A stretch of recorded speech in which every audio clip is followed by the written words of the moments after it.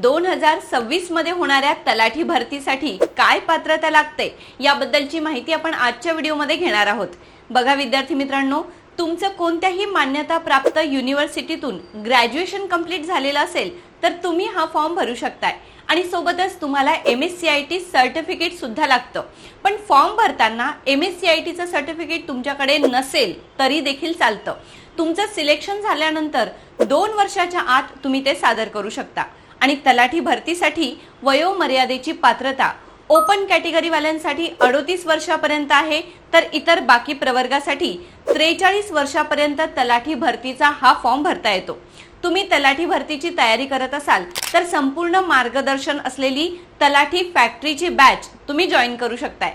त्यासाठी play store वरून तलाठी फॅक्टरीचं ॲप आत्ताच डाउनलोड करा आणि बॅच जॉईन करा। याबद्दल अधिक माहिती हवी असेल तर या व्हिडिओच्या कमेंटमध्ये टाईप करा तलाठी।